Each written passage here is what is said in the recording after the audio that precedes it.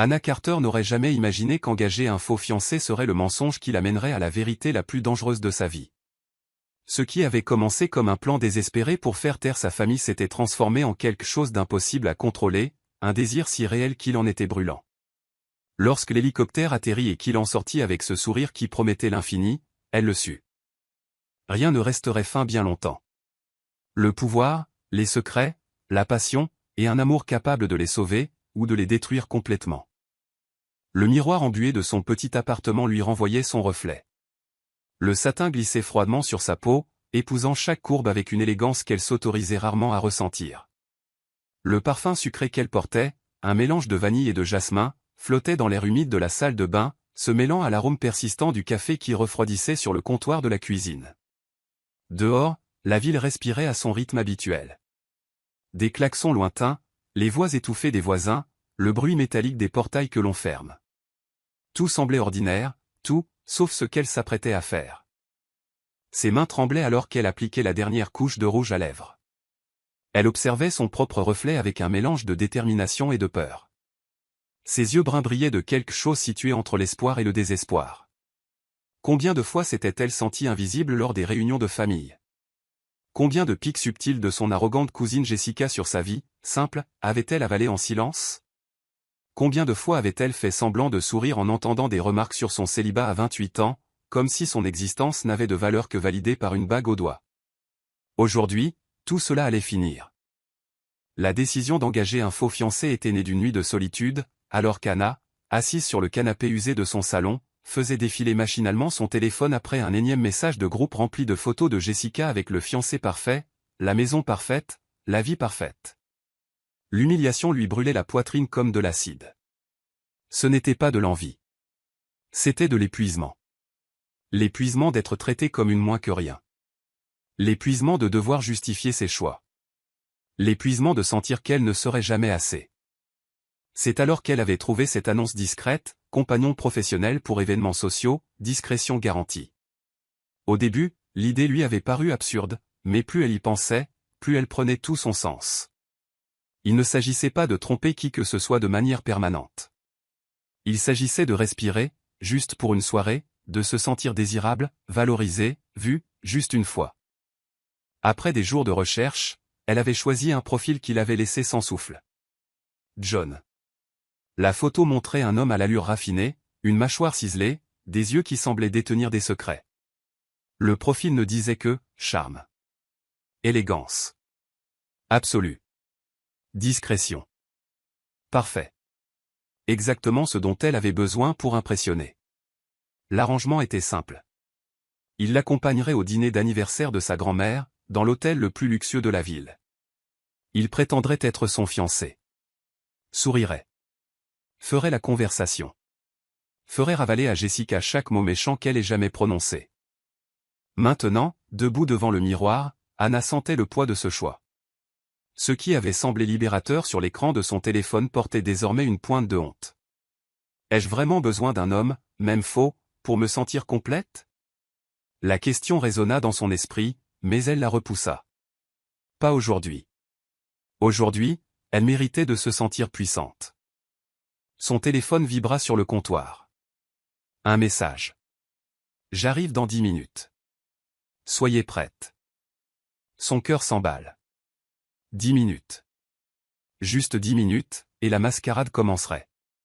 Elle prit une profonde inspiration, ajusta le délicat collier à son cou, un cadeau de sa grand-mère, le seul objet de valeur qu'elle possédait, et marcha vers la fenêtre. Dehors, la banlieue où elle vivait s'étendait en maisons modestes, rues étroites et enfants jouant au ballon sur les terrains vagues. Il n'y avait là aucun glamour, aucune sophistication, mais il y avait de la vérité, de l'authenticité, et d'une certaine manière, elle s'apprêtait à échanger cela contre un mensonge soigneusement répété. Mais est-ce vraiment un mensonge? La question surgit inopinément. Ou suis-je simplement en train de prétendre être la femme que j'ai peur de devenir? Le bruit d'un moteur interrompit ses pensées. Mais ce n'était pas le vrombissement commun d'une voiture. C'était quelque chose de différent, plus fort, plus puissant. Anna fronça les sourcils et s'approcha de la fenêtre, tirant le rideau délavé. Ce qu'elle vit la laissa paralysée. Un hélicoptère noir descendait du ciel, ses pales fendant l'air avec une force assourdissante, soulevant poussière et feuilles mortes du terrain vague en face de chez elle. Le vent secouait les arbres, et les voisins commençaient à sortir sur leurs pas de porte et à leurs fenêtres, fixant avec étonnement le spectacle qui se déroulait sous leurs yeux. « C'est quoi ce bordel ?» Le cœur d'Anna martelait ses côtes. Ce n'était pas dans le scénario. Les accompagnateurs n'arrivaient pas en hélicoptère, pas en banlieue, pas comme ça. L'appareil atterrit avec une grâce contrôlée, les pales décélérant lentement. La porte latérale s'ouvrit, et un homme en descendit. Mais ce n'était pas juste un homme. Il portait un costume gris qui moulait parfaitement ses larges épaules, le tissu onéreux reflétant la lumière du soleil couchant. Ses cheveux sombres étaient légèrement ébouriffés par le vent, et il marchait avec une assurance qui semblait défier la gravité. Chaque pas était mesuré, intentionnel, comme si le monde n'existait que parce qu'il l'autorisait. Ses yeux, même à distance, cherchèrent la fenêtre où se tenait Anna, et lorsqu'ils trouvèrent les siens, quelque chose changea dans l'air. Il sourit. Pas un sourire poli, mais quelque chose de plus profond, quelque chose qui promettait des mondes entiers. Anna sentit ses jambes flageoler. Ses mains agrippèrent le rideau, ses doigts blanchis par la tension. Qui est cet homme? Il traversa la rue d'un pas ferme, ignorant les regards curieux des voisins, et s'arrêta devant sa porte. 3 coups fermes sur le vieux bois résonnèrent dans l'appartement. Anna déglutit péniblement. Chaque pas vers la porte semblait durer une éternité.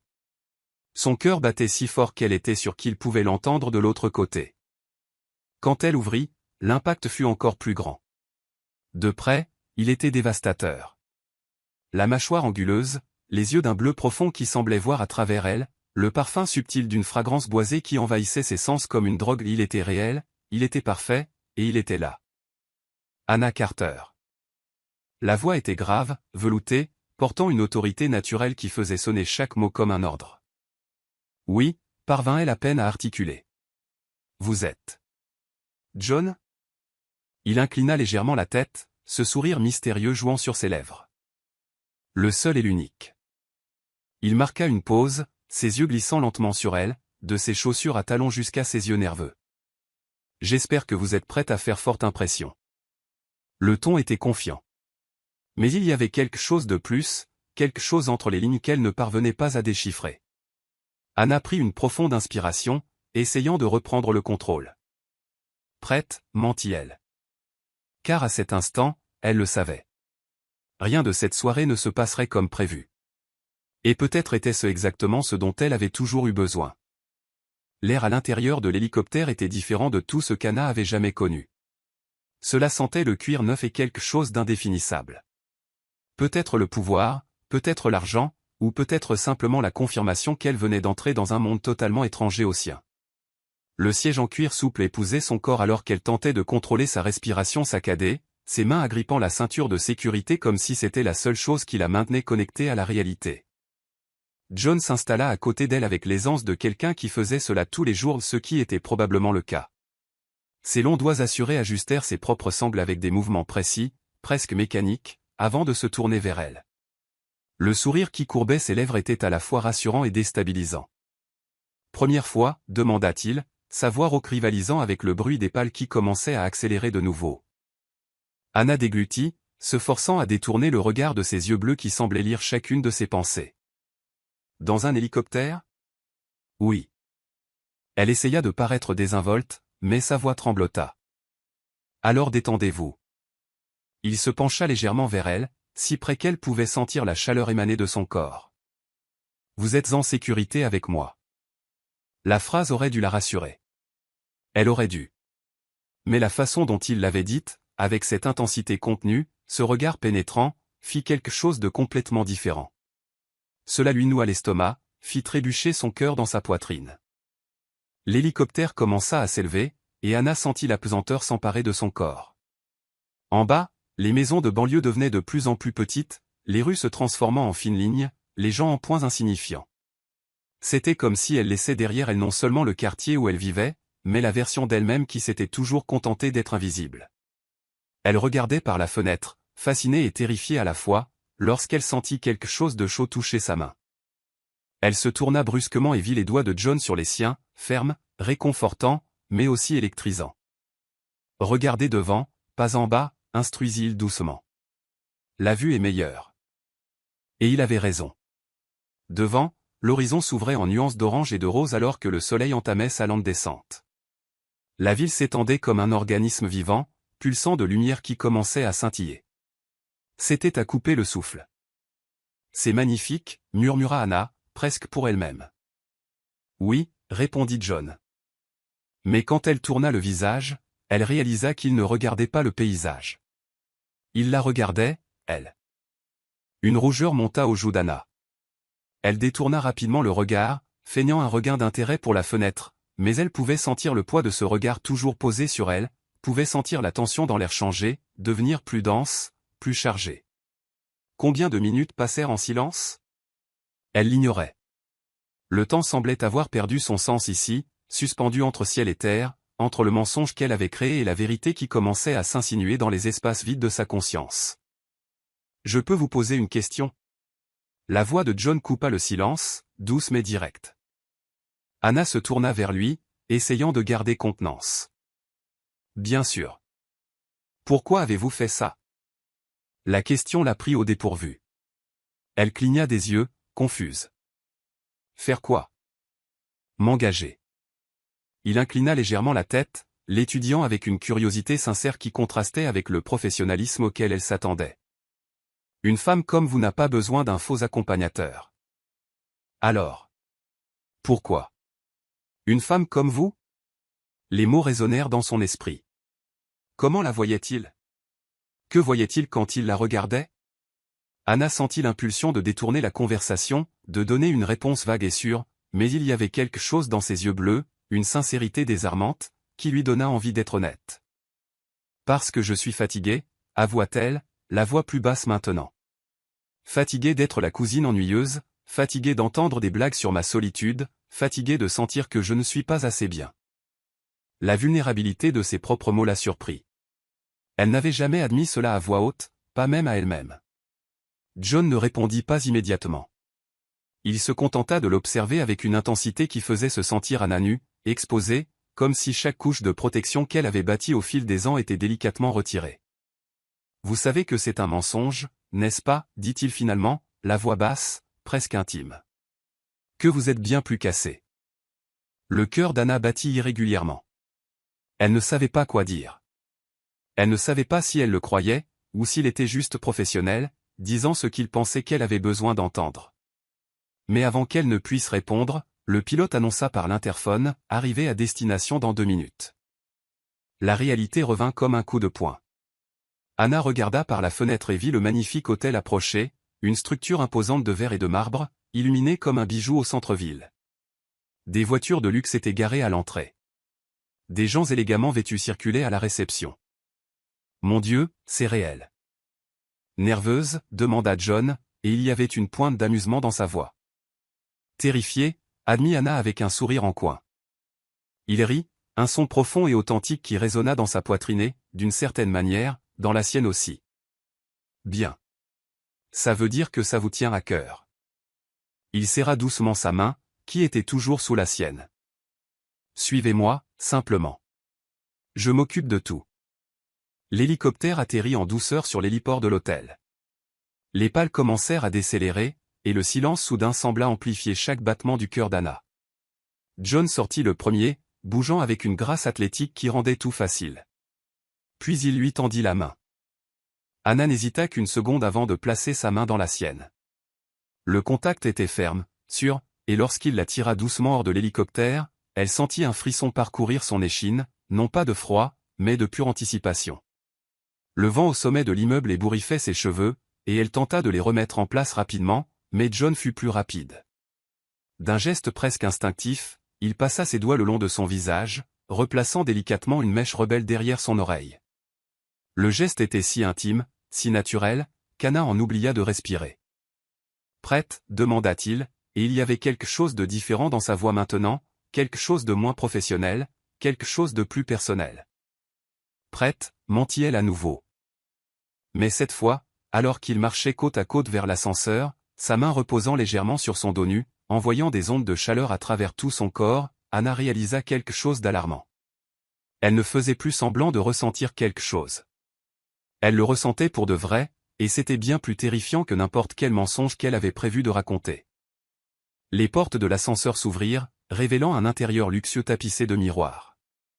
Ils entrèrent, et lorsque les portes se refermèrent, Anna vit son reflet à côté du sien, et pour la première fois depuis longtemps, elle ne vit pas quelqu'un d'invisible. Elle vit quelqu'un qui méritait d'être là. La salle de bal était une symphonie d'opulence. Des lustres en cristal pendaient du haut plafond, comme des constellations figées dans le temps, chaque pièce reflétant des fragments de lumière dorée qui dansaient sur les murs tapissés de marbre italien. L'air portait l'arôme enivrant des roses blanches, des centaines d'entre elles arrangées dans des vases en argent poli, mêlées au parfum onéreux des femmes et à l'odeur subtile du champagne français circulant sur des plateaux d'argent portés par des serveurs impeccablement vêtus. Le doux son d'un quatuor à cordes flottait dans l'espace, créant une bande-son élégante pour les conversations murmurées et les rires contrôlés. Anna sentit le poids de chaque regard lorsqu'elle entra dans la salle de bal au bras de John. C'était comme si le monde s'était mis en pause une seconde, juste une seconde, pour enregistrer leur présence. Elle pouvait entendre les chuchotements, sentir la curiosité brûler dans les yeux qui les suivaient, mais John ne semblait pas le remarquer, ou peut-être s'en fichait-il simplement. Il marchait avec l'assurance de quelqu'un qui est à sa place partout où il choisit d'être, et Anna, la main délicatement posée sur son bras, essayait d'absorber un peu de cette assurance. Le tissu de son costume était doux sous ses doigts, mais c'était la solidité de son corps, la fermeté des muscles sous l'étoffe coûteuse, qui la gardait ancrée. « Respire », murmura John doucement, se penchant légèrement vers elle. Sa voix était chaude contre son oreille, envoyant un frisson involontaire dans sa nuque. « Tu es magnifique. Tout le monde ici le sait. » Les mots auraient dû faire partie de la comédie. Ils auraient dû. Mais la façon dont il les disait, avec cette intensité contenue, ce ton qui semblait réservé uniquement à elle, fit quelque chose de dangereux au rythme cardiaque d'Anna. Elle tourna légèrement le visage, et un instant leurs yeux se croisèrent. Si proches, si dangereusement proches. Elle put voir les détails qu'elle avait manqués dans l'hélicoptère, les petites ridules autour de ses yeux suggérant qu'il souriait plus qu'il n'y paraissait, l'ombre d'une barbe naissante qui donnait une touche de rudesse à son élégance polie, la façon dont ses pupilles se dilataient quand elle la regardait. « Merci », parvint à chuchoter Anna, sentant la chaleur monter à ses joues. Avant qu'elle ne puisse trop réfléchir à ce moment, une voix perçante fendit l'air. « Anna ? Anna Carter ?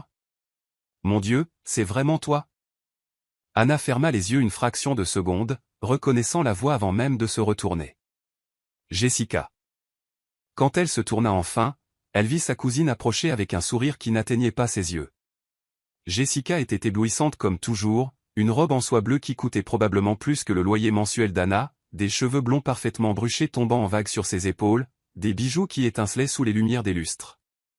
À ses côtés, le fiancé, un homme à l'allure générique avec le sourire automatique d'un vendeur d'assurance. « Jessica ?» Anna força un sourire, sentant son estomac se nouer. « Quel plaisir de te voir !» Les yeux de Jessica glissèrent rapidement d'Anna à John, et quelque chose changea dans son expression. Surprise, curiosité, et peut-être, juste peut-être, une pointe d'envie.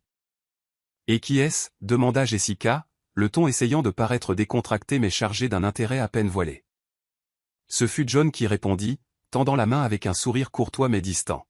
« John » dit-il simplement, sans donner de nom de famille. « Enchanté. » Jessica serra sa main, la gardant une seconde de plus que nécessaire. « Tout le plaisir est pour moi. » Anna n'a jamais mentionné qu'elle était accompagnée. Parce qu'elle ne l'était pas, pensa Anna, mais elle garda le sourire figé sur son visage. « C'est récent, dit-elle, essayant de paraître naturelle. « Très récent, ajouta John, et il fit alors quelque chose de complètement inattendu. Il glissa son bras autour de la taille d'Anna, l'attirant doucement contre lui.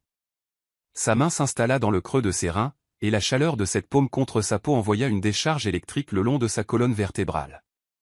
Anna dut lutter pour garder une respiration régulière. En fait, continua John, son pouce traçant de légers cercles, presque imperceptibles, dans son dos, je dirais que c'est la meilleure décision que j'ai prise depuis longtemps. Les yeux d'Anna s'agrandirent légèrement. Improvisait-il ? Ou était-ce une partie de son script professionnel ? Mais quand elle le regarda, cherchant un indice, ce qu'elle vit la laissa sans voix. Il la regardait, elle. Pas Jessica. Pas la foule. Elle. Et il y avait quelque chose dans ce regard, quelque chose de sincère, quelque chose qui transcendait la performance, qui fit s'emballer son cœur. Jessica observa l'interaction avec un mélange de fascination et de malaise. « Eh bien, vous faites un beau couple, dit-elle finalement, le ton légèrement tendu. Je vais vous laisser profiter de la soirée. À plus tard, Anna. » Quand Jessica s'éloigna, Anna relâcha un souffle qu'elle ignorait avoir retenu. « Elle est toujours comme ça ?» demanda John doucement, ne retirant toujours pas sa main de son dos. « Pire » admit Anna avec un rire nerveux. « Alors mission accomplie. » Il sourit, mais ne s'écarta pas. Au contraire, il sembla se rapprocher. « Mais je dois admettre. »« Quoi ?» demanda Anna, levant le visage pour le regarder dans les yeux. Il marqua une pause, son regard glissant lentement de ses yeux à ses lèvres, puis revenant. L'intensité de ce regard fit disparaître le monde autour d'eux. Les invités, la musique, la salle de bal opulente, tout fut réduit à cet espace infime entre eux.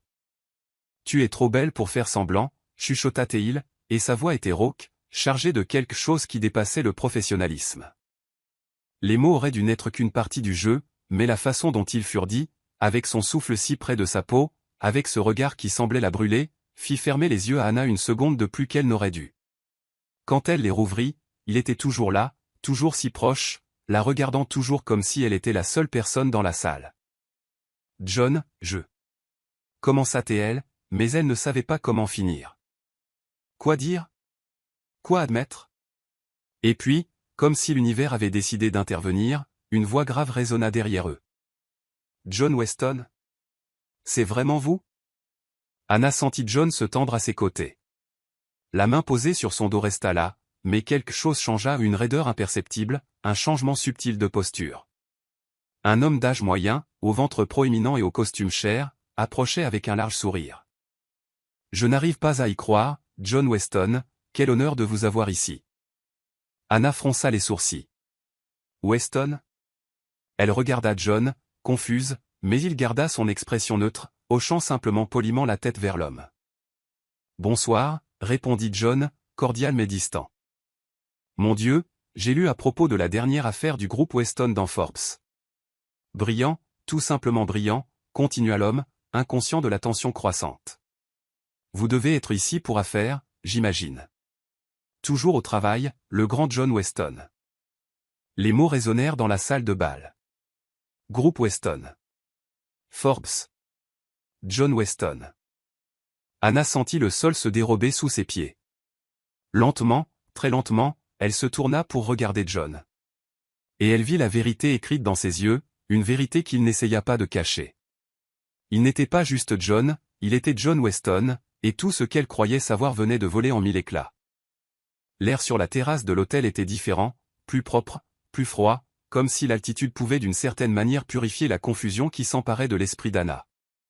La ville s'étendait en dessous d'eux, une mer de lumière scintillante qui ressemblait à des étoiles tombées, des lignes de trafic serpentant comme des rivières de feu et d'or.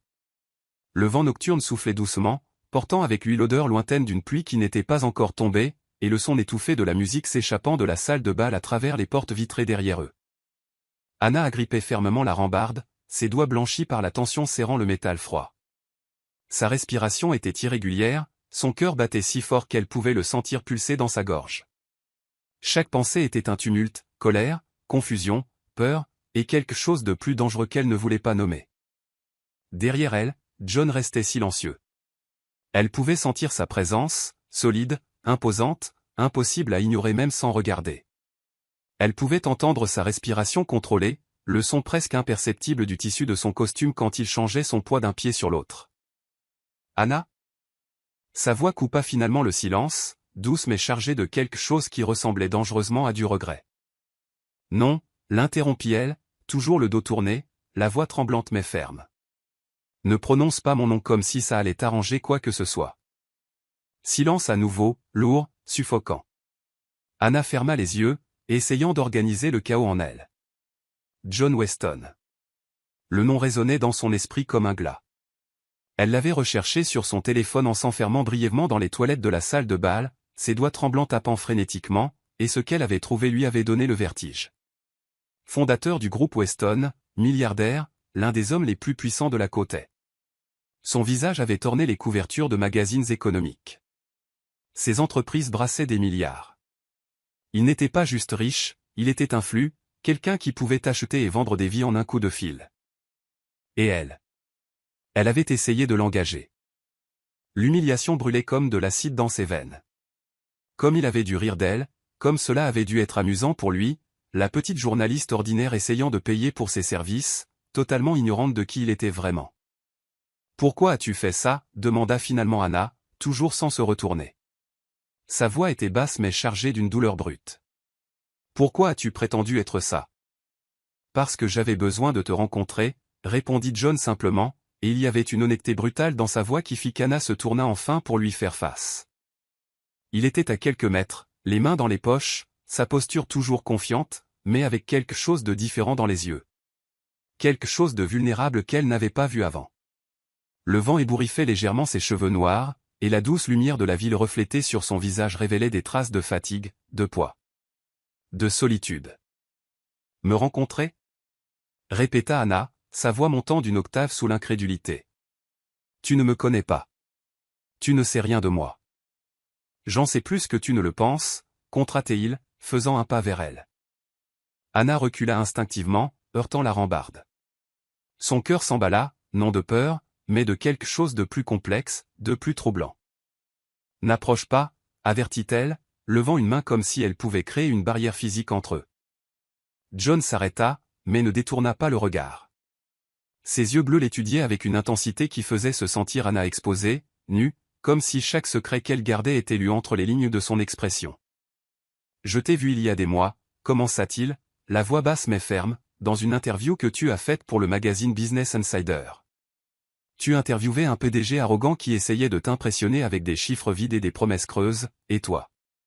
Tu l'as démonté avec des questions tranchantes, intelligentes. Tu n'étais pas impressionné par son argent, son pouvoir. Tu voulais la vérité. Anna cligna des yeux, surprise. Elle se souvenait de cette interview. Elle avait été difficile, tendue, mais gratifiante.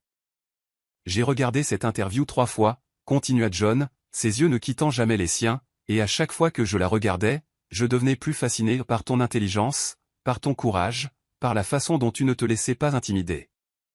Alors tu... Quoi ? demanda Anna, la voix tremblante. Tu as décidé de me traquer ? J'ai décidé de te trouver, corrigea Théil. Mais comment ? Comment un homme comme moi aborde-t-il une femme comme toi sans qu'elle pense que c'est une question d'argent, de pouvoir ou d'influence ? Alors tu as menti, accusa Anna, sentant des larmes chaudes menacer de déborder. Tu t'es infiltré dans ma vie par un mensonge. Oui, admit John sans hésitation, et l'honnêteté brutale de la réponse l'a pris au dépourvu. J'ai menti, parce que c'était le seul moyen d'être proche de toi sans que toutes les barrières ne se lèvent immédiatement. Il fit un autre pas, et cette fois Anna ne recula pas, elle ne le pouvait pas, ses jambes semblaient avoir oublié comment bouger. Quand j'ai vu ton nom sur ce service d'accompagnement que tu as engagé, continua-t-il, la voix plus basse maintenant, j'ai su que c'était ma chance. Alors j'ai payé le vrai John pour qu'il ne vienne pas. J'ai pris sa place, parce que j'avais besoin d'eux. Il marqua une pause, sa mâchoire se serrant comme si les mots suivants coûtaient quelque chose de précieux. Parce que j'avais besoin de savoir si ce que je ressentais quand je te voyais sur cet écran était réel. Anna sentit quelque chose se briser en elle, un mur soigneusement construit au fil des années, fait de désillusions, de peur et d'autoprotection. Les larmes s'échappèrent enfin, glissant chaudement sur ses joues. Tu n'avais pas le droit, chuchota Théil, la voix brisée, tu n'avais pas le droit de décider ça pour moi. Je sais, dit John, et pour la première fois depuis qu'elle l'avait rencontré, elle vit quelque chose proche du désespoir dans ses yeux, et si je pouvais revenir en arrière, j'aurais fait différemment, mais je ne peux pas. Tout ce que je peux faire, c'est te dire la vérité maintenant. Il était si proche maintenant qu'Anna pouvait sentir la chaleur émaner de lui, pouvait voir la façon dont sa poitrine se soulevait et s'abaissait au rythme de respiration contrôlée, pouvait voir la vulnérabilité nue estampillée sur chaque ligne de son visage. « Et quelle est la vérité ?» demanda Anna, se forçant à le regarder directement, même avec les larmes mouillant encore son visage. John leva la main lentement, lui laissant le temps de se reculer si elle le voulait, mais elle ne se recula pas, et lorsque ses doigts touchèrent doucement son visage, essuyant une larme avec son pouce, Anna sentit son cœur exploser dans sa poitrine. « La vérité, dit-il, la voix rauque et chargée d'émotion, c'est que depuis que je t'ai vu, je n'ai pas pu te sortir de ma tête. La vérité, c'est que tous les dîners d'affaires, toutes les réunions importantes, toutes les réussites que j'ai atteintes ces derniers mois, rien de tout cela ne signifiait quoi que ce soit, parce que tu n'étais pas là. La vérité, c'est que j'ai su que j'étais perdu au moment où tu as ouvert la porte aujourd'hui et que tu m'as regardé avec ces yeux nerveux et magnifiques. Le souffle d'Anna manqua, ces mots la frappaient comme des vagues, chacune abattant une autre couche de défense. Et la vérité, continua-t-il, se penchant légèrement jusqu'à ce que leur visage soit à quelques centimètres, c'est que tout ce qui s'est passé ce soir, chaque regard, chaque toucher, chaque mot, n'était pas fin. Du moins pas de ma part. Les yeux d'Anna se fermèrent, et elle sentit d'autres larmes couler. Comment puis-je te croire? Chuchota-t-elle, la voix brisée. Comment puis-je savoir ce qui est réel? Tu ne peux pas, admit John avec une honnêteté douloureuse. Pas encore. Mais si tu me donnes une chance, juste une chance, je passerai chaque jour à prouver que ce que je ressens est réel. Anna ouvrit les yeux et trouva les siens, et à cet instant, suspendue entre la colère et le désir, entre la logique et l'émotion, elle prit la décision la plus terrifiante de sa vie. Prouve-le maintenant, chuchota-t-elle. Et John n'hésita pas. Le café était caché dans une petite rue que peu de gens connaissaient, le genre d'endroit qui n'avait pas d'enseigne tapa accent grave ni de façade ostentatoire, juste une porte discrète en bois sombre avec une petite fenêtre embuée, où une lumière ambrée se déversait sur le trottoir mouillé. L'odeur des grains fraîchement moulus s'échappait chaque fois que quelqu'un entrait ou sortait, se mêlant à l'arôme de la pluie fine qui commençait à tomber sur la ville. John poussa doucement la porte, la tenant pour qu'Anna puisse passer. Le geste simple, si commun, si quotidien, signifiait d'une certaine manière plus maintenant que n'importe quel grand geste dans la salle de bal luxueuse, parce qu'ici, dans ce petit espace accueillant, il n'y avait pas de public, pas de performance, c'était juste deux. L'intérieur était intime, des tables en bois usé dispersées sans motif géométrique, des chaises dépareillées qui semblaient avoir été collectées au fil des ans, des murs de briques apparentes décorés de vieilles photographies en noir et blanc d'une ville qui n'existait plus. Une cheminée électrique crépitait doucement dans un coin, projetant des ombres dansantes qui bougeaient comme des fantômes silencieux. Il n'y avait que 3 autres clients, un couple âgé partageant une part de tarte, et un jeune homme à lunettes perdu dans un livre épais. Par ici, murmura John, la guidant, la main posée légèrement dans le creux de ses reins, vers une table au fond, loin de la fenêtre, loin des regards curieux. Anna s'assit, traitant encore tout ce qui se passait. Ses émotions étaient un tourbillon, colère résiduelle face à la tromperie, confusion sur ce qui était réel, et quelque chose de plus dangereux pulsant bas dans sa poitrine chaque fois qu'elle le regardait. Elle observa John s'installer sur la chaise en face d'elle, retirant sa veste de costume et l'accrochant au dossier. Le mouvement révéla les bretelles qu'il portait en dessous, et Anna dut détourner le regard quand elle réalisa qu'elle le fixait. Une serveuse d'âge moyen, les cheveux gris tirés en un chignon lâche, approcha avec un sourire chaleureux. Comme d'habitude, John, demanda-t-elle avec familiarité. Anna leva les yeux, surprise. Comme d'habitude? John sourit, un sourire authentique, détendu, complètement différent du sourire poli qu'il portait dans la salle de bal. Oui, Martha. Et pour madame? Il regarda Anna avec un sourcil levé en interrogation. Cappuccino, dit doucement Anna, avec de la cannelle. Excellent choix, approuva Martha, notant sur un carnet froissé avant de s'éloigner. Anna attendit qu'il soit seul à nouveau avant de parler. Tu viens souvent ici? Chaque semaine, admit John, posant ses coudes sur la table et entrelaçant ses doigts. C'est le seul endroit en ville où personne ne me connaît comme John Weston le milliardaire. Ici, je suis juste John, le type qui aime le café fort et la tarte aux pommes. Il y avait quelque chose de si sincère dans la façon dont il le disait qu'Anna sentit une partie de son armure s'effriter. Pourquoi m'as-tu amené ici? Demanda-t-elle. Pourquoi pas un restaurant 5 étoiles, quelque chose qui correspondrait? Tu sais qui tu es. John inclina la tête, l'étudiant de ses yeux bleus pénétrants. Parce que je ne veux pas t'impressionner avec de l'argent, Anna. Je veux que tu me connaisses, l'homme réel, pas la version éditée que les magazines publient. Les mots la frappèrent avec une sincérité brutale. Anna sentit le nœud dans sa gorge se serrer. Mais tu as déjà commencé par un mensonge, dit-elle doucement, regardant ses mains croisées sur la table. Comment puis-je savoir où finit le mensonge et où commence la vérité? Demande, dit simplement John. Demande n'importe quoi. Je promets de répondre par la vérité, peu importe la difficulté. Anna leva les yeux, croisant les siens. Il y avait un défi implicite là, une offre de vulnérabilité à laquelle elle ne s'attendait pas. D'accord, accepta-t-elle, redressant sa posture. Pourquoi as-tu vraiment fait ça? Ne me donne pas la version romantique, donne-moi la vérité. John prit une profonde inspiration, et Anna vit quelque chose passer dans ses yeux, une ombre de douleur peut-être, ou de reconnaissance. Parce que je suis fatigué, avoua-t-il, la voix basse mais ferme. Fatigué des femmes qui me veulent pour mon nom. Fatigué des relations superficielles basées sur ce que je peux offrir matériellement. Fatigué de me sentir invisible même quand tous les yeux sont braqués sur moi. Les mots firent écho à quelque chose de profond en Anna. Elle savait exactement de quoi il parlait, la solitude d'être vue mais pas vraiment visible, d'être désirée pour les mauvaises raisons.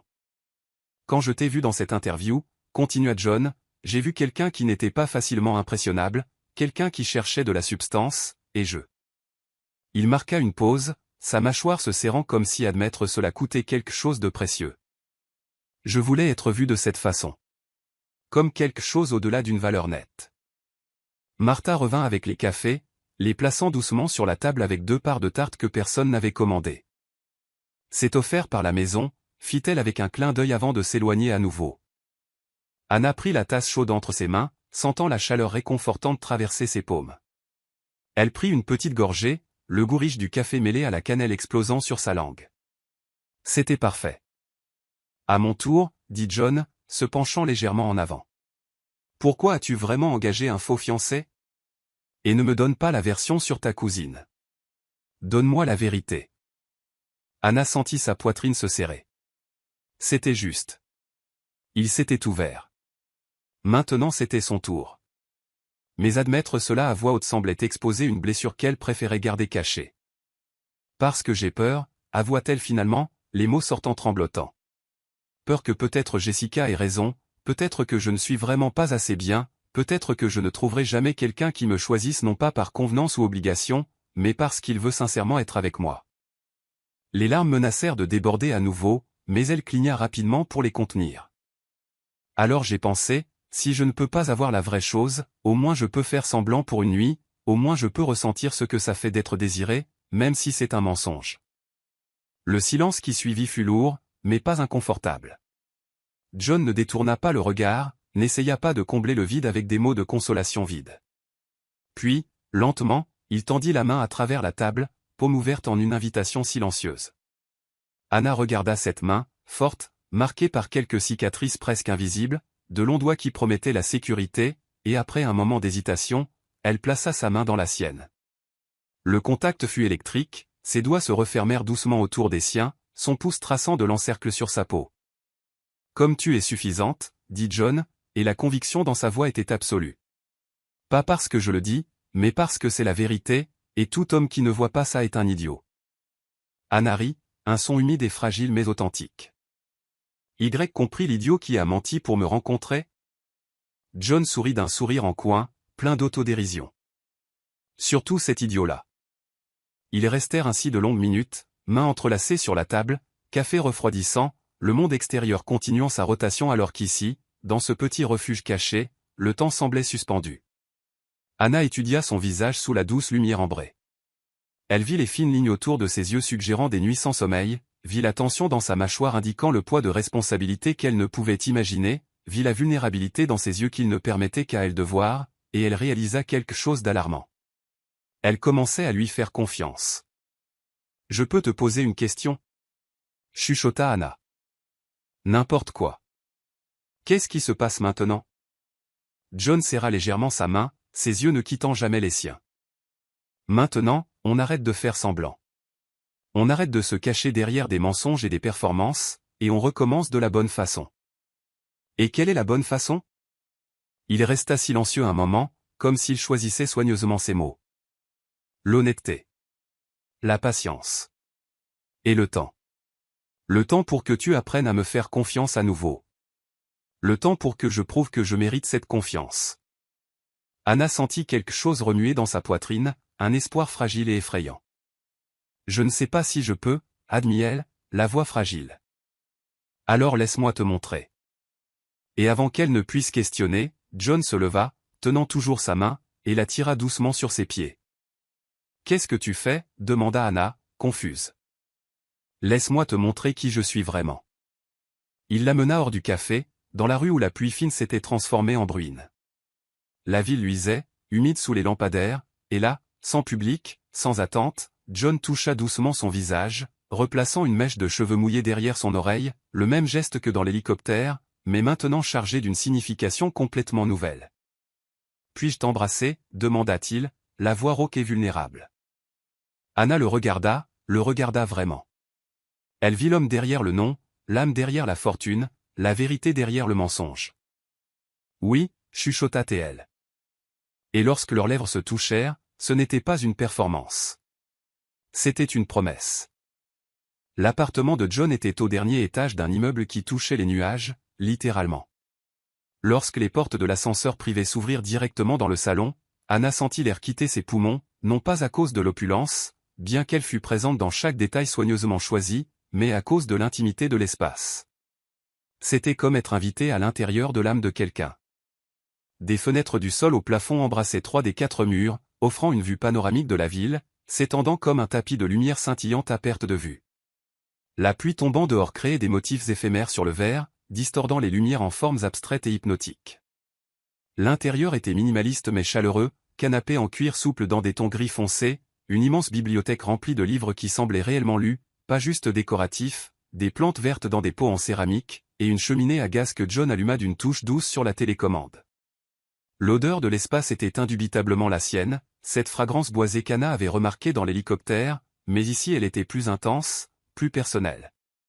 Il y avait aussi un léger arôme de vieux café, et quelque chose qui sentait les vieux livres. « Du vin » proposa John, retirant sa cravate et déboutonnant le bouton supérieur de sa chemise alors qu'il marchait vers un bar discret encastré dans le mur. Anna hésita, toujours debout près des fenêtres, les bras croisés sur sa poitrine, non pas de froid mais de nervosité. Elle savait pourquoi elle était là, savait ce que cette invitation signifiait, et la partie la plus effrayante était qu'elle voulait être là. « Oui » répondit-elle finalement, sa voix sortant plus basse que prévu. Il versa 2 verres d'un vin rouge qui coûtait probablement plus que son salaire mensuel, mais quand il s'approcha et tendit l'un des verres, le prix n'importait pas. Ce qui importait, c'était la façon dont leurs doigts se touchèrent brièvement lors du transfert, envoyant un courant électrique familier à travers tout son corps. « Tu es nerveuse » observa John, non pas comme une question mais comme un fait doux. « Je le suis » admit Anna, prenant une gorgée de vin. Le goût était riche, complexe, avec des notes de cerise et quelque chose de terreux qu'elle ne pouvait identifier. Pourquoi? La question était simple, mais la réponse était tout sauf cela. Parce que c'est réel, dit Anna, se tournant enfin pour lui faire face complètement. En bas, au café, sur la terrasse de l'hôtel, tout cela aurait pu n'être qu'un moment, mais ceci. Elle fit un geste vague autour d'elle. Point, ceci ressemble à une décision.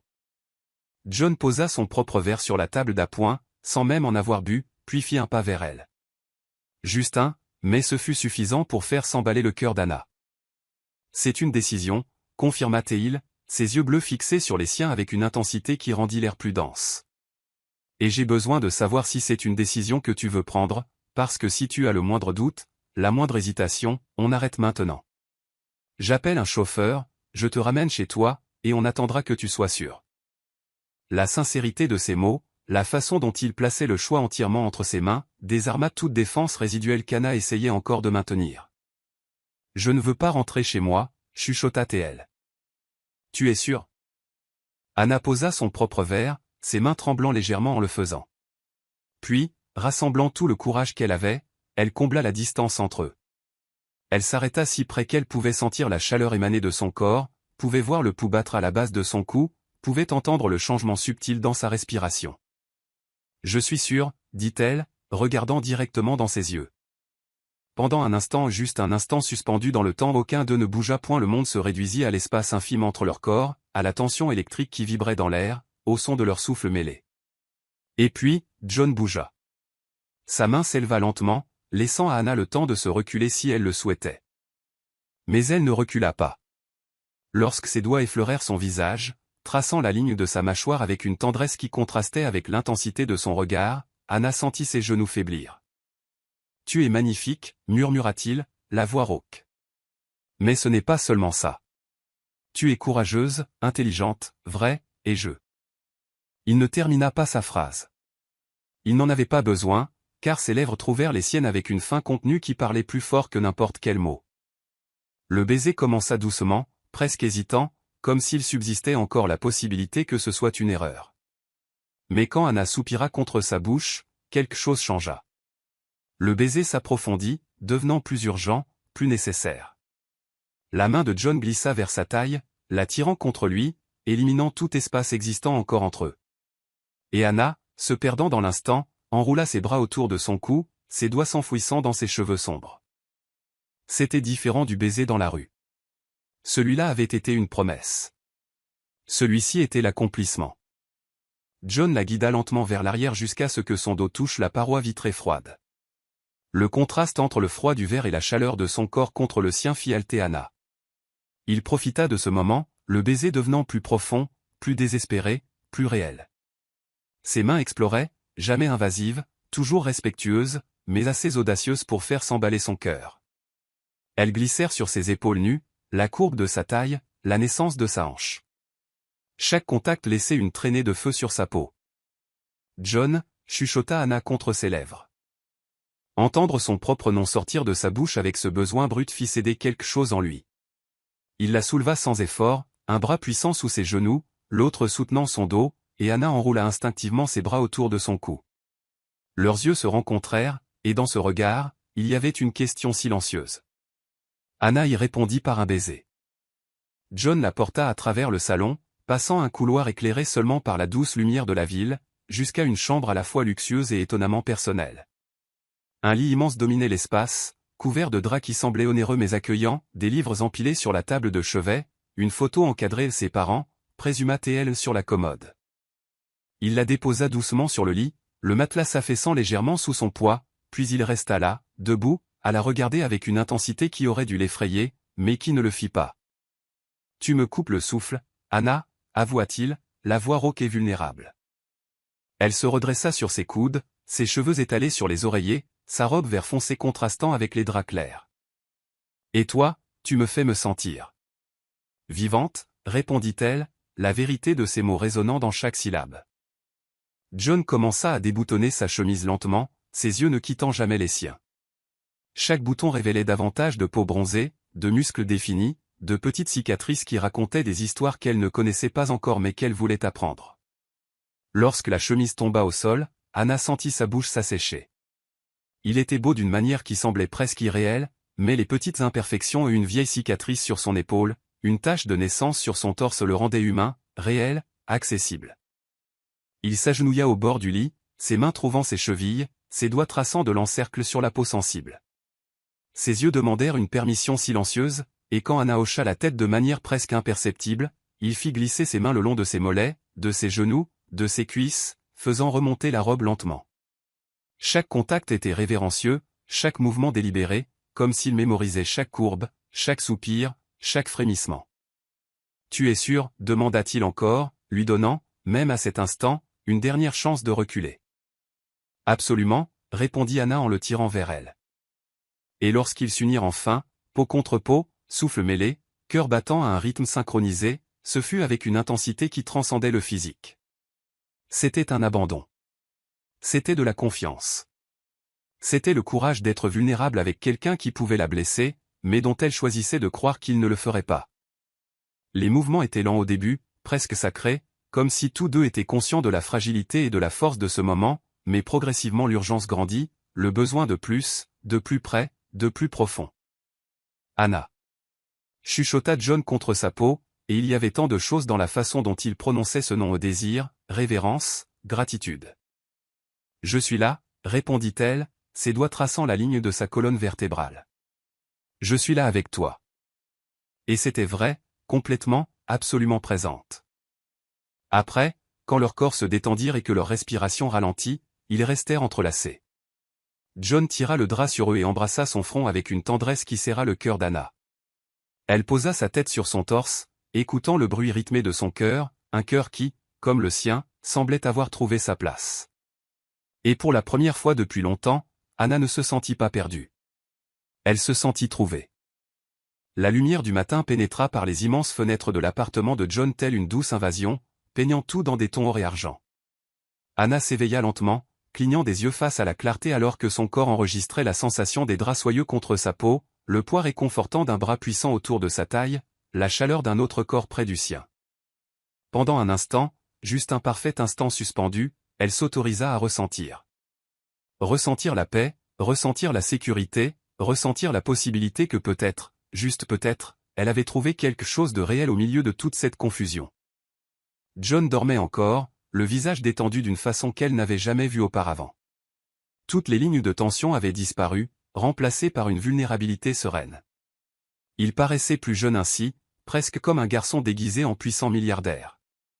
Anna s'autorisa à l'étudier, la façon dont ses cils sombres reposaient sur ses pommettes, la courbe douce des lèvres qui avaient embrassé chaque centimètre de sa peau la veille, le soulèvement rythmique de son large torse. Il y avait quelque chose de profondément intime à regarder quelqu'un dormir, comme être témoin d'un moment d'honnêteté qu'il ne choisirait jamais consciemment de montrer. Avec précaution, essayant de ne pas le réveiller, Anna tendit la main vers son téléphone sur la table de chevet. L'écran s'alluma, affichant 7h43, et une série de notifications qu'elle avait complètement ignorées la veille. Des messages de Jessica, probablement remplis de questions intrusives sur John, des emails professionnels. Mais ce fut un message d'un numéro inconnu qui glaça son sang. Demande à John à propos de l'affaire Pendleton, et dis-moi ensuite si tu lui fais toujours confiance. Anna se redressa brusquement dans le lit, le cœur battant la chamade. À côté d'elle, John remua légèrement mais ne se réveilla pas. Affaire Pendleton ? Le nom sonnait vaguement familier, comme quelque chose qu'elle aurait pu lire dans une revue financière, mais elle ne parvenait pas à situer le souvenir précis. Les doigts tremblants, Anna sortit du lit, attrapant la chemise de John jetée au sol pour l'enfiler. Le tissu avait son odeur, cette fragrance boisée désormais associée à la sécurité et au désir, mais qui, à cet instant, portait aussi un soupçon de peur. Elle marcha silencieusement vers le salon, le parquet froid sous ses pieds nus. Elle s'assit sur le canapé et ouvrit le navigateur de son téléphone, tapant d'une main mal assurée, John Weston affaire Pendleton. Les résultats apparurent instantanément, et chaque titre fut un couteau planté dans sa poitrine. Le groupe Weston sous enquête pour vente d'actions suspectes. John Weston profite de millions de dollars jours avant le scandale Pendleton Corporation, allégation de délit d'initié impliquant le milliardaire. Anna cliqua sur l'un des articles, ses yeux survolant les lignes de texte qui semblaient se brouiller sur l'écran. Vous avez vendu plus de 50 millions d'actions de Pendleton Corp seulement 3 jours avant un rapport dévastateur sur une fraude comptable dans l'entreprise. Soupçon que Weston détenait des informations privilégiées. Enquête de la SEC toujours en cours. Possible poursuite pénale. Le téléphone glissa de ses mains, tombant sur le canapé à côté d'elle. Anna sentit la nausée monter dans sa gorge. Cela ne pouvait pas être vrai. Ça ne se pouvait pas. Pas après tout ça. Pas après la vulnérabilité qu'il avait montrée. Les promesses qu'ils s'étaient faites. La nuit qu'ils avaient partagée. Mais si c'était le cas? Chuchota une voix cruelle dans son esprit. Et si tout cela faisait juste partie d'un jeu plus vaste? Et si tu n'étais qu'un pion de plus sur un échiquier dont tu ignorais même l'existence? Anna? La voix de John, rauque de sommeil, la fit sursauter. Elle se tourna et le vit debout à l'entrée du salon, ne portant que le pantalon du costume de la veille. Ses cheveux étaient en désordre, ses yeux encore lourds de sommeil, mais quand il la vit, et quand il la vit vraiment avec cette expression sur le visage, quelque chose changea dans sa posture. « Qu'est-ce qui s'est passé ?» demanda-t-il, la voix immédiatement alerte, inquiète.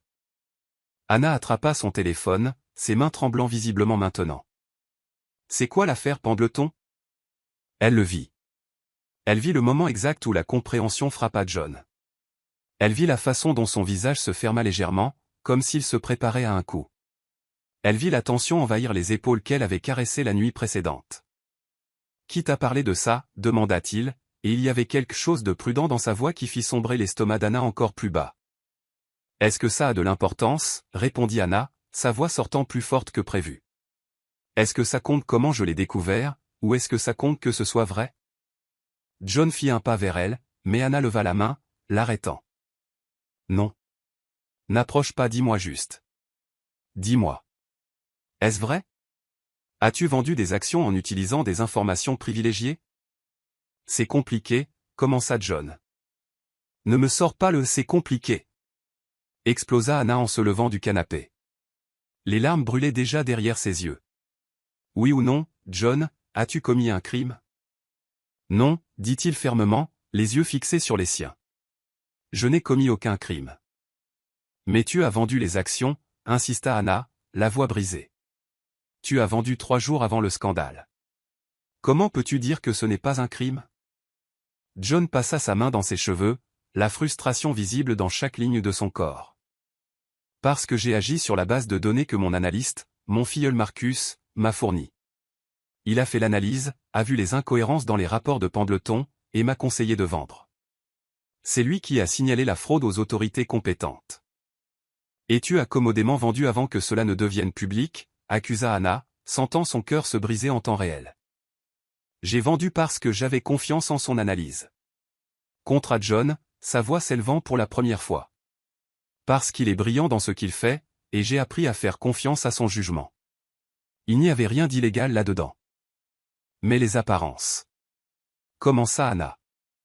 Les apparences sont manipulées par des gens qui veulent me faire tomber, l'interrompit John en faisant un autre pas vers elle. Anna, regarde-moi. Elle ne voulait pas, voulait garder la distance, garder la colère comme un bouclier protecteur. Mais elle finit par regarder, et elle vit de la frustration, oui, mais aussi de la douleur, aussi de la peur. J'ai traversé 6 mois d'enquête, dit John, la voix plus basse maintenant, mais non moins intense. 6 mois où chaque email, chaque appel, chaque transaction a été examinée, et tu sais ce qu'ils ont trouvé? Rien. Parce qu'il n'y avait rien à trouver. J'ai agi légalement, éthiquement, sur la base d'informations publiques issues d'analyses financières. Alors pourquoi y a-t-il encore des articles à ce sujet? Demanda Anna, détestant le son petit et brisé de sa voix. Parce que les gros titres font vendre, répondit John avec amertume. Milliardaire blanchi n'est pas aussi intéressant que milliardaire sous enquête. Les gens lisent l'accusation, mais ignorent l'acquittement. Anna sentit ses jambes faiblir. Elle se rassit sur le canapé, enfouissant son visage dans ses mains. Comment puis-je savoir? Chuchota-t-elle. Comment puis-je savoir ce qui est vrai? John s'agenouilla devant elle, littéralement à genoux, ses grandes mains chaudes couvrant les siennes, et les tirant doucement de son visage pour qu'elle le regarde. Parce que je te le dis, affirma-t-il, ses yeux bleus pénétrants et honnêtes. Parce que je te fais assez confiance pour te dire la vérité complète, même en sachant que tu pourrais ne pas me croire, même en sachant que tu pourrais partir. Les larmes débordèrent enfin, glissant, brûlantes, sur les joues d'Anna. Je veux te croire, avoua-t-elle, la voix brisée. Je le veux. Mais j'ai tellement peur. De quoi? D'être naïve, admit Anna. D'être juste une autre femme tombée dans le panneau d'un homme puissant. De me réveiller un jour et de réaliser que tout ceci n'était que manipulation. John serra ses mains plus fort. Alors ne décide pas maintenant, dit-il. Enquête. Tu es journaliste, non? Utilise tes compétences, fais des recherches, parle aux gens, examine les documents publics. Je te donnerai accès à tout, chaque email, chaque document, chaque témoignage, et quand tu auras fini, quand tu auras toutes les informations, alors tu décideras si tu peux me faire confiance. L'offre était si inattendue, si vulnérable, qu'Anna resta sans voix. Pourquoi? Réussit-elle finalement à demander. Pourquoi ferais-tu ça?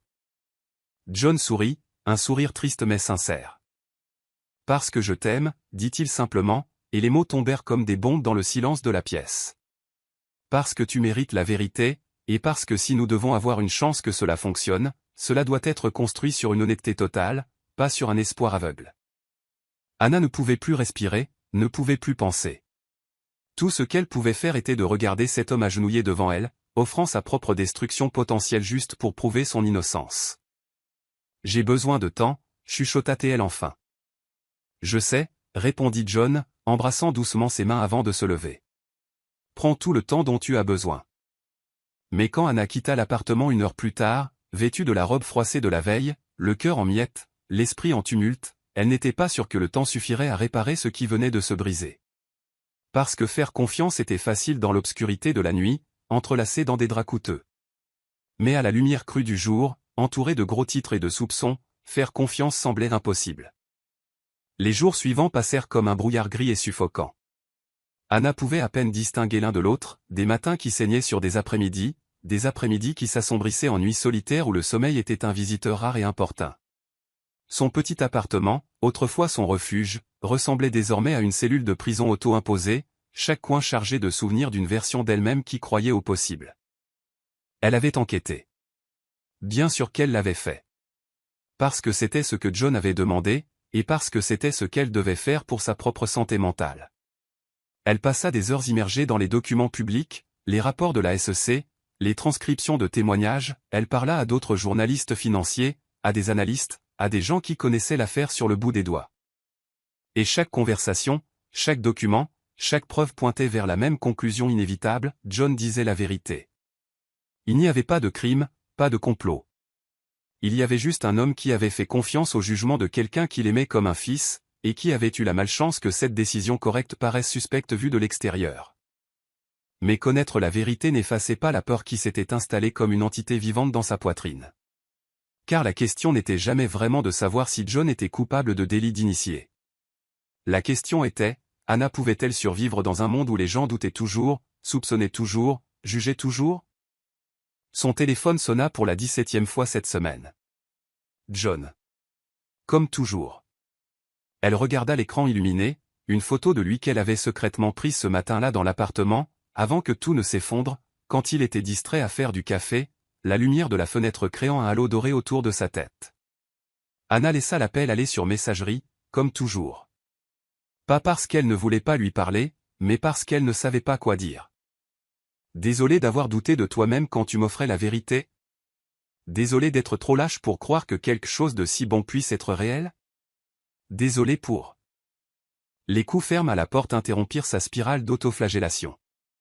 Anna fronça les sourcils, se levant à contre-cœur du canapé où elle avait passé les 4 dernières heures à faire semblant de regarder une série qu'elle n'enregistrait pas du tout. En ouvrant la porte, elle s'attendait à trouver un livreur de nourriture qu'elle n'avait pas commandé. Ce qu'elle trouva, ce fut Jessica. Sa cousine était impeccable comme toujours, un manteau en laine camel qui coûtait probablement plus cher que tout le mobilier d'Anna, une coiffure parfaite, un maquillage professionnel. Mais il y avait quelque chose de différent dans ses yeux, quelque chose qu'Anna ne pouvait identifier. « Je peux entrer ?» demanda Jessica, et le ton n'était pas arrogant. C'était prudent. Anna cligna des yeux, trop surprise pour faire autre chose que de s'écarter. Jessica entra, regardant autour du modeste appartement avec une expression qui n'était pas du jugement, mais quelque chose de plus proche de la considération. « Tu as une mine affreuse » observa Jessica en se tournant vers Anna. « Merci » répondit sèchement Anna en croisant les bras défensivement. « Si tu es venu ici pour me frotter au visage à quel point ma vie est un désastre, tu peux gagner du temps. Je le sais déjà. » « Je ne suis pas venu pour ça, » dit Jessica, et il y avait une sincérité inattendue dans sa voix qui fit s'arrêter Anna. « Alors pourquoi ?» Jessica soupira, enlevant son manteau coûteux et le pliant soigneusement sur le bras du canapé. « Parce que j'ai vu les tabloïds. » L'estomac d'Anna tomba. Elle n'avait délibérément pas consulté les réseaux sociaux ni les sites d'actualité ces derniers jours, mais savait que ce n'était qu'une question de temps. « Et que disent-ils » demanda Anna, sa voix sortant plus faible que prévu. Jessica sortit son propre téléphone, et après quelques tapes sur l'écran, le tourna vers Anna. Le titre était brutal. Le milliardaire John Weston et une journaliste inconnue, romance ou opportunisme? En dessous, des photos d'eux deux à la fête, Anna dans la robe vert foncé, John avec sa main sur son dos, ce regard qui semblait maintenant brûler à travers l'écran, et puis des photos d'elle seule, quittant son immeuble le matin, vêtue de vêtements froissés de la veille, ressemblant exactement à ce que les tabloïds voulaient qu'elle soit, une profiteuse. Les commentaires étaient pires. Bien pires. Bien sûr qu'elle est avec lui pour l'argent. Une autre femme essayant d'attraper un milliardaire. Elle est trop ordinaire pour lui. Combien de temps avant qu'il ne l'échange contre un mannequin? Anna sentit la bile monter dans sa gorge. Elle rendit le téléphone à Jessica avec des mains tremblantes. Maintenant tu sais, dit doucement Jessica. Voilà à quoi ça ressemble de l'extérieur. Alors tu es venu ici pour confirmer ce que je sais déjà, demanda Anna, sentant des larmes brûlantes menacer de déborder. Que je ne suis pas assez bien? Que tout le monde pense que je suis une croqueuse de diamants? Non, répondit Jessica, et elle fit alors quelque chose de complètement inattendu. Elle s'assit à côté d'Anna sur le canapé, maintenant une distance respectueuse mais présente. Je suis venu parce que j'ai été horrible avec toi. Anna se tourna, choquée. Quoi? Pendant des années, continua Jessica en regardant ses propres mains, je t'ai fait te sentir inférieure. J'ai fait des blagues cruelles sur ta vie, ta carrière, ton statut relationnel. Et pourquoi? Elle rit amèrement. Parce que j'étais jalouse. Jalouse? Répéta Anna, incrédule. De moi? Jessica, tu as tout. J'ai des choses, corrigea Jessica. J'ai un fiancé que mon père a choisi parce qu'il a les bonnes connexions. J'ai une vie qui a l'air parfaite sur Instagram, mais qui est vide aux endroits qui comptent. Et toi? Elle regarda enfin Anna. Tu as toujours eu du courage. Le courage de suivre ta propre carrière, de ne pas te plier aux attentes, de vivre authentiquement même si cela signifiait vivre avec moins. Anna ne savait pas quoi dire. Dans tous les scénarios qu'elle avait imaginés pour une conversation avec Jessica, celui-ci n'était jamais sur la liste. Et maintenant, continua Jessica, tu as trouvé quelqu'un qui t'aime clairement. J'ai vu comment John te regardait ce soir-là, Anna. Comme si tu étais la seule personne dans la salle de bal. Et je sais que tu as peur, parce que les gens vont juger, vont spéculer, vont dire des choses cruelles. Mais la question est, vas-tu laisser l'opinion d'étrangers détruire quelque chose de réel? Les mots frappèrent Anna comme un coup de poing dans l'estomac, parce que c'était exactement ce qu'elle faisait, n'est-ce pas? Laisser la peur du jugement des autres détruire la chose la plus réelle qu'elle ait jamais vécue. J'ai rompu avec lui, avoua Anna, la voix brisée. J'ai envoyé un message disant que nous ne pouvions plus nous voir, que c'était mieux ainsi. Et est-ce le cas? Demanda doucement Jessica. Mieux? Anna commença à pleurer, pas des larmes délicates et contenues, mais des sanglots profonds qui secouaient tout son corps. Jessica, de manière surprenante, la tira dans une étreinte maladroite mais sincère. Je l'aime, avoua Anna entre deux sanglots. Je l'aime tellement que ça fait mal. Mais j'ai tellement peur de ne pas être assez forte pour gérer tout ce qui vient avec lui. Alors sois honnête à ce sujet, dit Jessica en se reculant pour regarder Anna dans les yeux. Pas avec les tabloïds, pas avec moi. Avec lui. Dis ce que tu ressens, dis tes peurs, et laisse-le décider s'il veut les affronter avec toi. Anna essuya son visage du revers de la main, prenant une profonde inspiration tremblante. Et s'il est trop tard? Il n'y a qu'un seul moyen de le savoir. Cette nuit-là, Anna resta assise devant son ordinateur pendant des heures. Les mots ne venaient pas facilement. Chaque phrase était écrite, effacée, réécrite. Mais finalement, à 3 heures du matin, les yeux brûlants et le cœur dans la gorge, elle publia un texte sur son blog personnel. Sur le fait d'aimer quelqu'un que le monde ne comprend pas. J'ai rencontré quelqu'un. Quelqu'un qui m'a vu quand j'étais invisible. Quelqu'un qui m'a fait me sentir courageuse quand j'étais terrifiée. Quelqu'un qui m'a offert l'honnêteté même quand mentir aurait été plus facile. Et j'ai fui. J'ai fui parce que j'avais peur de ce que les gens diraient. Peur de ne pas être assez. Peur que peut-être, tout cela soit trop beau pour être vrai. Mais voici la vérité que j'ai apprise. Le courage n'est pas l'absence de peur. C'est choisir l'amour même quand la peur vous hurle de courir. Alors John, si tu lis ceci, pardonne-moi ma lâcheté. Pardonne-moi d'avoir laissé la peur parler plus fort que l'amour. Et donne-moi une chance de plus, cette fois sans peur, cette fois avec courage, parce que tu mérites quelqu'un d'assez courageux pour rester. Et je veux être cette personne. Anna appuya sur publier avant de pouvoir le regretter. Le post devint viral en quelques heures. Des milliers de partages, des commentaires de soutien, des commentaires haineux. Mais Anna n'en regarda aucun car à 6 heures du matin, alors qu'elle regardait le soleil se lever par la fenêtre de son appartement, elle entendit frapper à la porte. Et quand elle ouvrit, John était là. Yeux rougis par le manque de sommeil. Vêtements froissés. Cheveux en désordre. Mais souriant. Je suis venu te chercher, dit-il simplement. Et Anna, pour la première fois depuis des jours, lui rendit son sourire. Anna ne réfléchit pas. N'analysa pas. N'hésita pas. Elle courut simplement. Courut à travers le petit couloir de son appartement, ses pieds nus frappant contre le sol froid, son cœur martelant contre ses côtes avec une force qui semblait capable de les briser. Et quand elle atteignit John, quand elle ferma enfin, la distance qu'elle avait elle-même créée, elle se jeta dans ses bras avec une force qui faillit le faire basculer en arrière. Il la rattrapa. Bien sûr qu'il la rattrapa.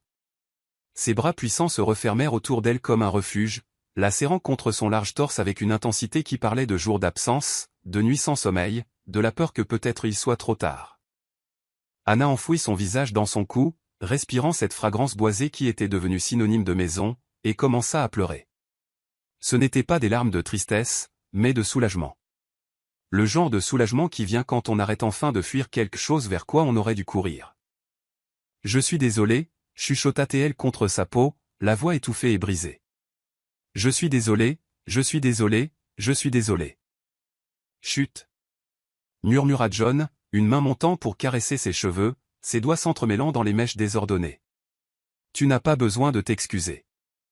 Si, je dois le faire, insista Anna, se reculant juste assez pour le regarder à travers les larmes qui brouillaient sa vision.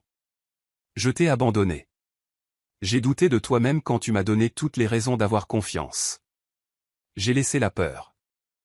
John la fit taire en plaçant doucement ses doigts sur ses lèvres. Je comprends la peur, dit-il, ses yeux bleus brillant d'une émotion non dissimulée. Je comprends le doute. Je comprends le désir de protéger son cœur.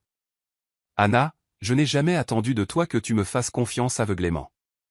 J'espérais juste. Je priais pour que tu reviennes. Je suis revenu, chuchota Anna contre ses doigts.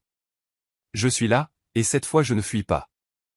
Les yeux de John se fermèrent un instant, comme pour absorber ces mots, les laissant pénétrer les couches de protection qu'il avait lui-même construites pendant ces jours de silence.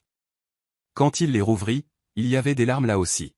« Tu as lu mon poste » demanda Anna, la voix encore tremblante. « Je l'ai lu » confirma John, un sourire triste et magnifique courbant ses lèvres.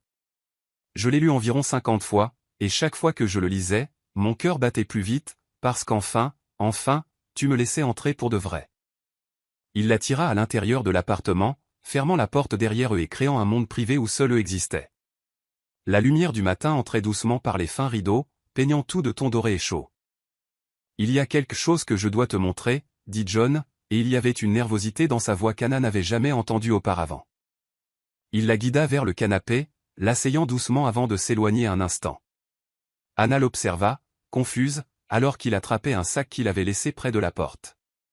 Elle ne l'avait même pas remarqué auparavant, tant elle était consumée par l'émotion de le voir. Quand John revint et s'agenouilla devant elle et littéralement à genoux, une répétition du moment vulnérable d'il y a quelques jours, Anna sentit l'air s'échapper de ses poumons. « John » commença-t-elle, mais il secoua la tête, lui demandant silencieusement de le laisser parler. « Quand tu es parti » commença-t-il, la voix rauque et chargée d'émotion, « j'ai cru avoir perdu la meilleure chose qui me soit jamais arrivée.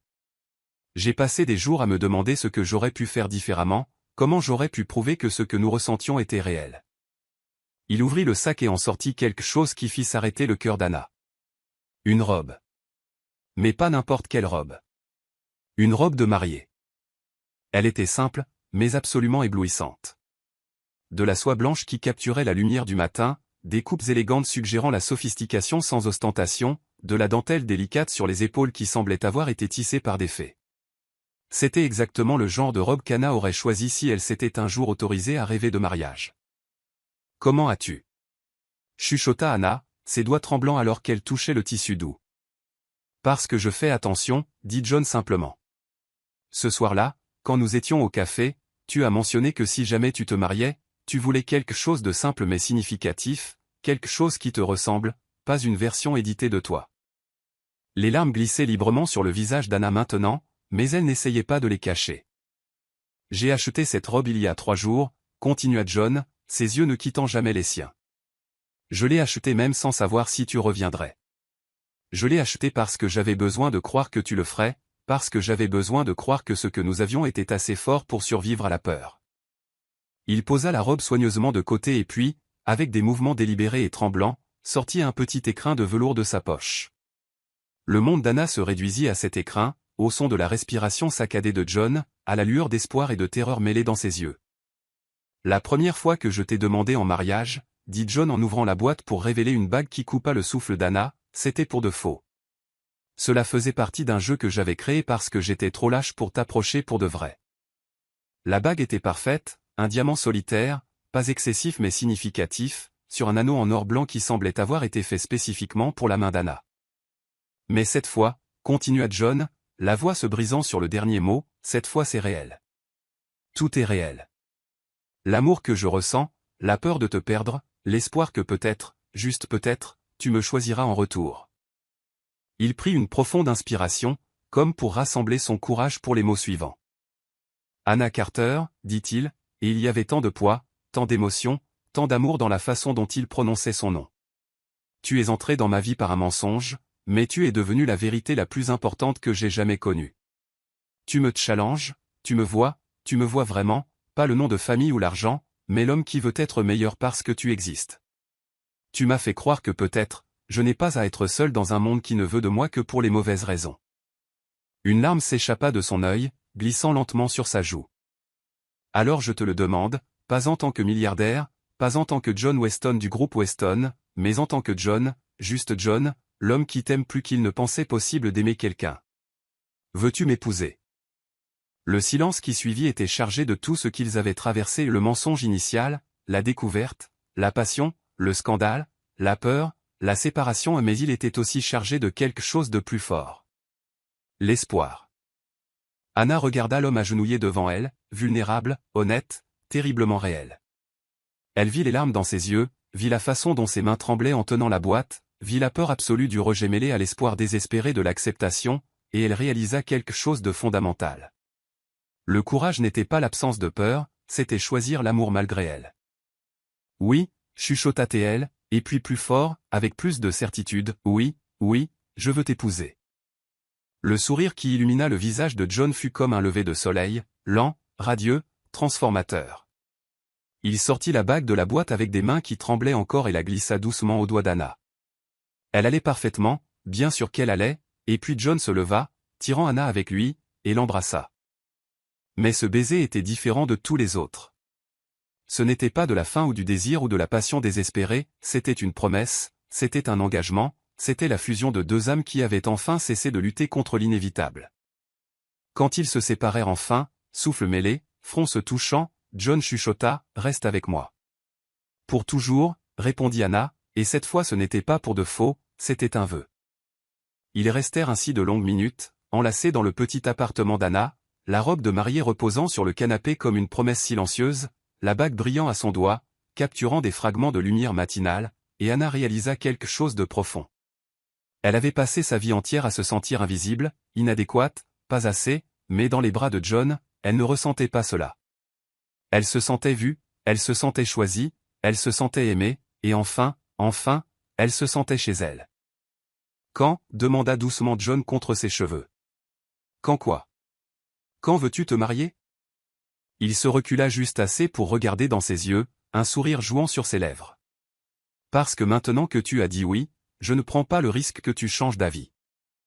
Anna rit, un son humide mais authentique, plein de joie et de soulagement. Bientôt, dit-elle. Ça n'a pas besoin d'être grandiose ou élaboré, ça a juste besoin d'être vrai. Vrai, répéta John, embrassant son front tendrement. Ça, je peux le faire.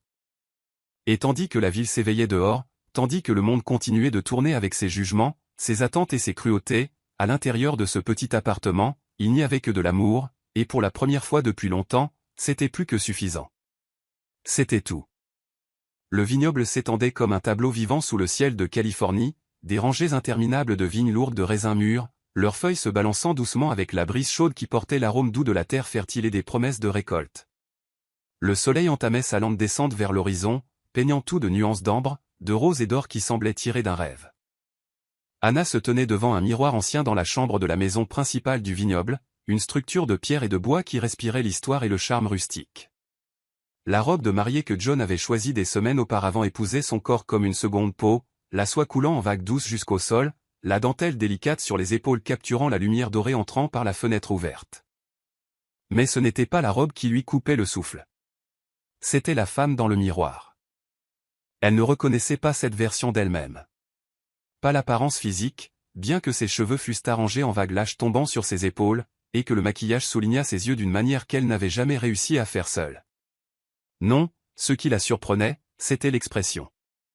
Il y avait de la paix là, il y avait de la certitude, il y avait une lumière intérieure qui venait de quelqu'un qui avait enfin cessé de douter de sa propre valeur. « Tu es magnifique » dit une voix derrière elle. Anna se tourna pour trouver Jessica debout dans l'encadrement de la porte, vêtue d'une simple robe de demoiselle d'honneur lavande. Oui, Jessica. Sa cousine, qui était devenue, de manière surprenante, une véritable amie ces dernières semaines, qui aurait cru que du cynisme et de la compétition pouvaient naître quelque chose comme de la sororité.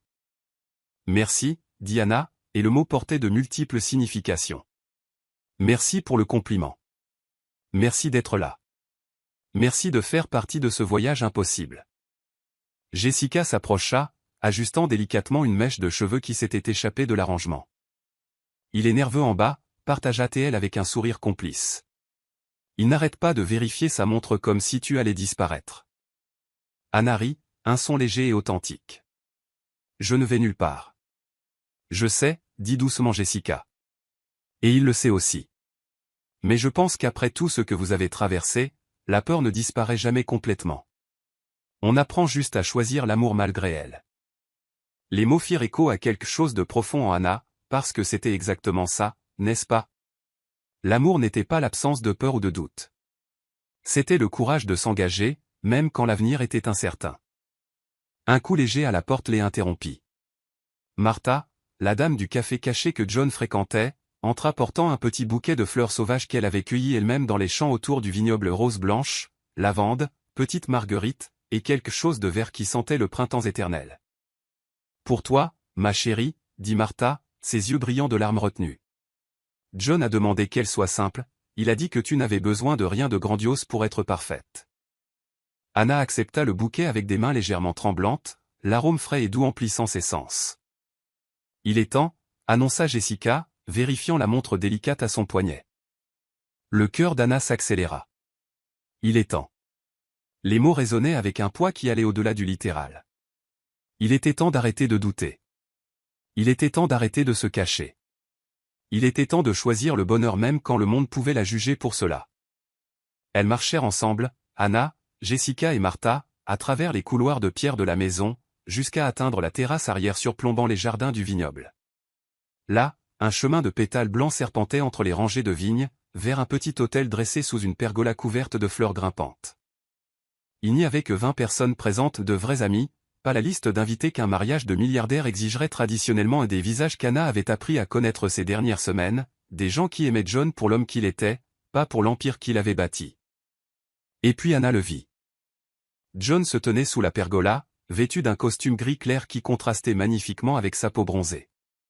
Le soleil couchant créait un halo doré autour de lui, mais ce qui la retenait vraiment, c'étaient ses yeux bleus pénétrants qui la trouvèrent à travers la distance et s'emplirent de larmes au même instant.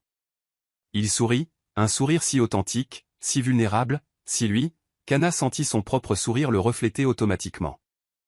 La musique commença, pas une marche nuptiale traditionnelle, mais quelque chose de doux et acoustique, une guitare jouée en direct par un ami de John qu'Anna avait rencontré et adoré immédiatement. Et Anna commença à marcher, sans précipitation, sans hésitation, avec des pas mesurés et intentionnels, chacun étant une affirmation silencieuse. Je choisis ça, je le choisis lui, je nous choisis. Les gens se levèrent, mais Anna les remarqua à peine. Ses yeux étaient fixés sur John, qui essuyait discrètement les larmes glissant sur son visage, sans honte ni tentative de les cacher. Quand elle atteignit enfin l'hôtel, John tendit la même main qui avait tenu la sienne cette première nuit confuse, la même main qui avait tracé des cercles réconfortants sur sa peau, la même main qui avait tenu la bague quand ils s'étaient agenouillés et avaient posé la question la plus importante de leur vie. Anna plaça sa main dans la sienne, et l'étreinte fut ferme, chaude, absolument juste. L'officiant, un homme âgé au sourire bienveillant, commença la cérémonie, mais Anna enregistrait à peine les mots. Elle était perdue dans les yeux de John, dans la façon dont il la regardait comme si elle était la seule personne dans l'univers, dans la façon dont son pouce traçait de doux cercles sur sa main. Le couple a préparé ses propres vœux, annonça l'officiant. Anna sentit son cœur se serrer. John prit une profonde inspiration, serrant sa main comme si c'était une encre. Anna, commença-t-il, la voix rauque d'émotion. Quand je t'ai rencontrée, j'étais perdu. J'avais tout ce que l'argent pouvait acheter, mais rien de ce qui comptait vraiment. Tu es entré dans ma vie par une mascarade que j'ai moi-même créée, et tu m'as donné la seule chose réelle que j'ai jamais eue, la chance d'être aimé pour qui je suis, pas pour ce que je possède. Une larme s'échappa, et il n'essaya pas de la cacher. Tu me challenges, tu me questionnes, tu n'acceptes pas mes excuses quand j'ai tort et tu me forces à être meilleur. Et je promets de passer le reste de ma vie à mériter la confiance que tu places en moi aujourd'hui. » Anna pleurait ouvertement maintenant, les larmes glissant sur son visage soigneusement maquillé, mais elle s'en moquait. Elle prit une profonde inspiration, trouvant sa propre voix. « John, commença-t-elle, surprise que sa voix sorte stable. Tu m'as appris que le courage n'est pas l'absence de peur. C'est choisir l'amour malgré elle. Pendant des années, je me suis sentie invisible, inadéquate, pas assez. Mais tu me vois vraiment, et avec toi, je n'ai pas besoin de faire semblant d'être plus forte, plus confiante, plus quoi que ce soit. Je peux juste être moi, et c'est le plus beau cadeau qu'on ne m'ait jamais fait. » Elle serra sa main. « Alors je promets de ne plus jamais fuir la peur. Je promets de rester, de me battre, de croire. Je promets de te choisir chaque jour, même les jours difficiles, surtout les jours difficiles. » L'officiant sourit, essuyant discrètement ses propres yeux humides. Que l'on apporte les alliances. Marcus, le filleul de John, le jeune analyste dont l'intégrité avait sauvé la réputation de John, s'approcha avec les 2 simples anneaux d'or. John prit le premier, tenant la main gauche d'Anna avec une tendresse révérencieuse. « Avec cette bague, dit-il, la glissant doucement à son doigt à côté de la bague de fiançailles, je te choisis, aujourd'hui et toujours. » Anna prit la seconde bague, ses mains étonnamment stables maintenant. « Avec cette bague, fit-elle écho, la plaçant à son doigt, je te choisis, aujourd'hui et toujours. » Alors, par les pouvoirs qui me sont conférés, dit l'officiant avec un sourire radieux, je vous déclare mari et femme. Vous pouvez embrasser la mariée. John n'attendit pas une seconde invitation. Il tira Anna contre lui, une main s'arrondissant autour de son visage, l'autre au creux de sa taille, et l'embrassa avec une tendresse qui fit disparaître le monde. Ce baiser était promesse et célébration. C'était soulagement et gratitude. C'était le début de tout, et la continuation de quelque chose qui avait commencé cette première nuit confuse où un hélicoptère avait atterri dans une banlieue modeste. Quand ils se séparèrent, front contre front, sourires impossibles à contenir, les 20 invités présents éclatèrent en applaudissements et cris de joie. Mais Anna les entendait à peine.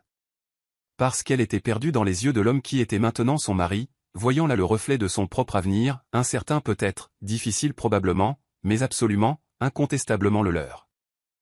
La réception fut exactement comme Anna l'avait rêvé, intime, chaleureuse, réelle. Des tables en bois rustique éparpillées dans les jardins, des guirlandes lumineuses créant une canopée d'étoiles artificielles, de la musique live qui variait entre le romantique et le joyeux. Anna dansa avec John sous ces lumières, leur corps bougeant en parfaite synchronisation, tandis qu'il chuchotait des promesses et des bêtises à son oreille qui la faisaient rire et pleurer en même temps. Elle dansa avec Marcus, qui la remercia timidement d'avoir enfin rendu son parrain heureux. Elle dansa même avec Jessica, toutes deux riant de la façon dont tout avait changé, de la façon dont la vie avait une étrange manière de vous donner exactement ce dont vous aviez besoin quand vous cessiez enfin de lutter contre elle. Et quand la nuit tomba complètement, et que les vraies étoiles rejoignirent les artificielles, Anna et John s'échappèrent doucement de la fête, marchant main dans la main entre les rangées de vignes sous le clair de lune. « Heureuse ?» demanda doucement John, l'attirant contre lui. Anna regarda le ciel étoilé, les vignes s'étendant comme des promesses de récolte future, l'homme à côté d'elle qui avait bouleversé son monde de la meilleure façon possible. « Plus que je ne le pensais possible, » admit-elle. Et c'était vrai. Parce que Anna Carter, désormais Anna Weston, avait appris la leçon la plus importante. Vous n'avez pas besoin d'être parfait pour être aimé. Vous n'avez pas besoin d'avoir réponse à tout. Vous n'avez pas besoin d'être sans peur. Vous avez juste besoin d'être assez courageux pour dire oui quand l'amour frappe à votre porte, même quand il arrive en hélicoptère, même quand il vient déguisé en mensonge, même quand il vous effraie plus que tout ce que vous avez jamais affronté. Parce que parfois, les meilleures histoires commencent par la mauvaise question et finissent par la bonne réponse. Et la réponse d'Anna avait toujours été, serait toujours, oui. Anna Carter apprit que parfois, le courage se cache dans les endroits les plus improbables. Cela avait commencé par un mensonge désespéré pour échapper au jugement des autres, et fini par la plus belle vérité qu'elle aurait pu trouver, qu'être vue, choisie et aimée ne requiert pas la perfection. Cela requiert seulement la volonté de rester, même quand la peur vous hurle de courir. Elle découvrit que le véritable amour n'est pas celui qui arrive sans cicatrice ni doute, mais celui qui choisit de rester malgré eux. Et John, le milliardaire qui avait tout mais rien en même temps, trouva dans une journaliste ordinaire la richesse que l'argent ne pourrait jamais acheter, quelqu'un qui le voyait au-delà du nom de famille, au-delà de l'empire, juste comme un homme. Peut-être que la leçon la plus profonde est celle-ci, peu importe combien de fois vous fuyez la peur, le véritable amour trouvera toujours un moyen de vous atteindre. Et quand cela arrive, la seule question qui compte est, aurez-vous le courage de dire oui ?